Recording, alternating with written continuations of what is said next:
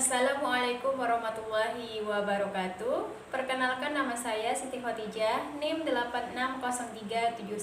8603797768. Saya mahasiswa Universitas Terbuka, jurusan Pendidikan Guru Sekolah Dasar semester 6. Pada kesempatan kali ini, saya akan membuat video praktikum IPA pada modul 7, yaitu optik. Untuk kegiatan praktikum yang pertama, yaitu sifat cahaya. Adapun untuk percobaan praktikum yang pertama, yaitu percobaan pemantulan cahaya. Tujuan dari praktikum ini adalah 1. Menjelaskan sifat-sifat cahaya, 2. Menjelaskan sifat-sifat bayangan yang dihasilkan oleh cermin, 3. Menjelaskan sifat-sifat bayangan yang dihasilkan oleh lensa, 4. Menentukan fokus cermin cekung, 5. Menentukan fokus lensa cembung. Alat dan bahan yang kita butuhkan yaitu cermin datar, cermin cembung atau sendok sayur, cermin cekung atau sendok sayur, lampu senter, busur derajat, kertas putih, lilin, layar atau tabir kertas, dan celah cahaya. Cahaya yaitu merambat lurus, kemudian dapat dipantulkan, kemudian dapat menembus benda bening seperti kaca dan air, lalu juga cahaya dapat dibiaskan. Nah, ini merupakan sifat-sifat cahaya.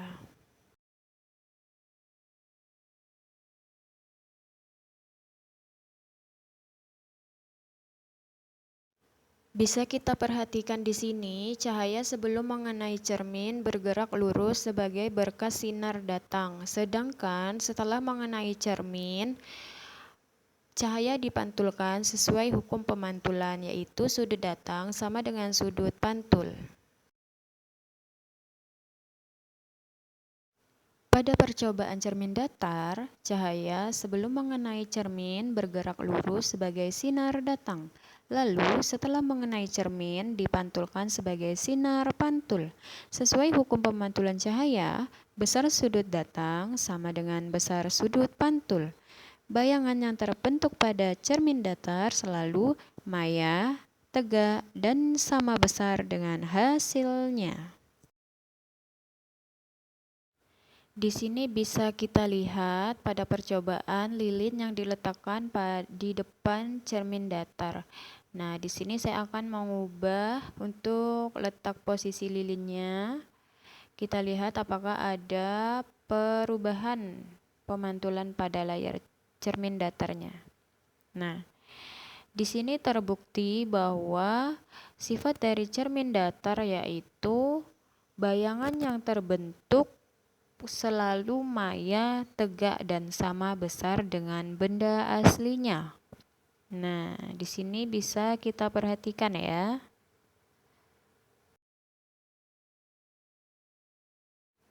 Kemudian di sini lanjut pada pemantulan cahaya cermin cembung.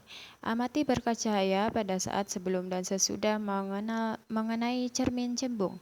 Catat bagaimana sifat-sifat bayangan yang dibentuk oleh cermin cembung.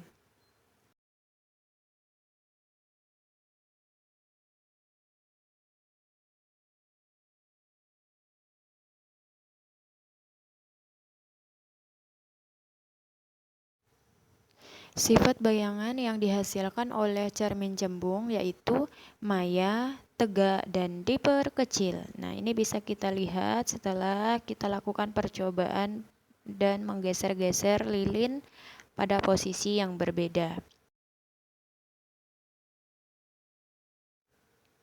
Kemudian, kita akan melakukan percobaan pemantulan cahaya cermin cekung. Amati berkas cahaya sebelum dan sesudah mengenai cermin cekung. Catat bagaimana sifat-sifat bayangan yang dibentuk oleh cermin cekung. Atur jarak benda atau layar membentuk bayangan yang jelas, jarak benda dan jarak bayangan. Geser benda menjauhi cermin cekung sampai benda menghilang atau tampak. Ukur jarak benda dan cermin tersebut.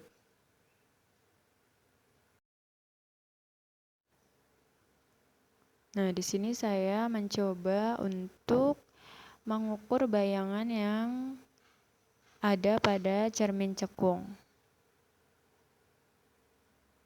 Nah, bayangan yang diperoleh lebih kecil dibandingkan dengan benda aslinya.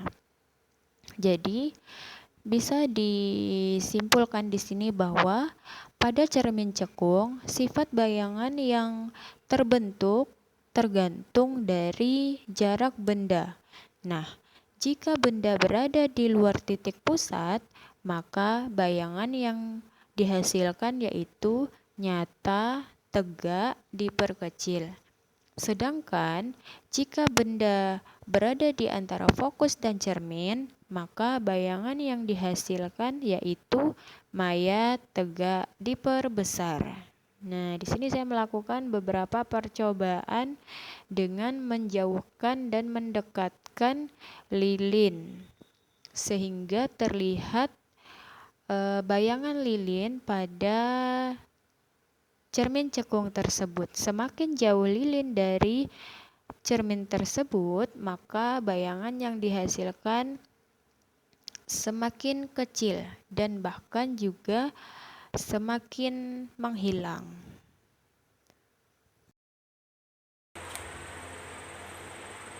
Untuk percobaan yang kedua, yaitu percobaan pembiasan cahaya. Alat dan bahan yang dibutuhkan adalah lampu senter, celah cahaya, balok kaca, kertas putih, busur derajat, lensa cembung, lensa cekung, layar, lilin, dan meteran sepanjang 100 cm.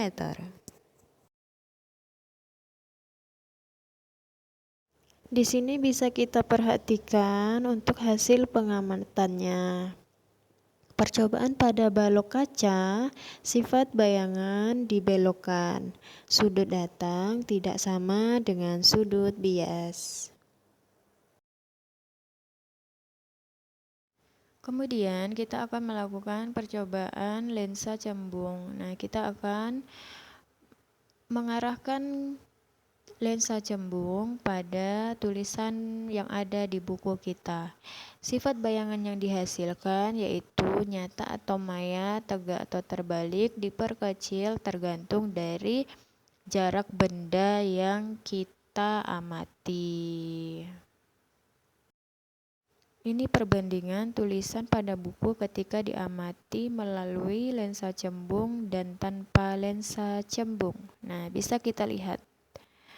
Ketika diamati dengan lensa cembung, bayangannya mengecil. Nah,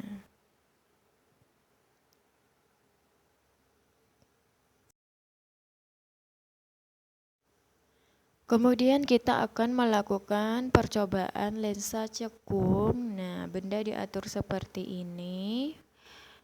Lalu kita cari titik fokus bayangannya. Nah, jadi sifat bayangan yang dihasilkan yaitu maya, tegak, dan diperkecil. Nah, ini bisa kita amati menggunakan buku yang ada tulisannya ya. Jadi kita akan mengamati perbandingan ketika tulisan diperhatikan tanpa lensa cekung dan menggunakan lensa cekung. Ini kelihatan perbedaannya ya. Ketika menggunakan lensa cekung, bayangan yang didapatkan yaitu maya, tegak, dan diperkecil. Nah, ini. Jadi, kesimpulan dari percobaan yang sudah dilakukan yaitu cahaya dapat mengalami pembiasan pada saat melewati medium yang berbeda. Sudut datang dan sudut bias mengikuti hukum Snellius, dan lensa cembung dapat menghasilkan bayangan nyata atau maya tergantung pada jarak benda. Lensa cekung juga selalu menghasilkan bayangan maya, tegak, dan juga diperkecil. Thanks for watching.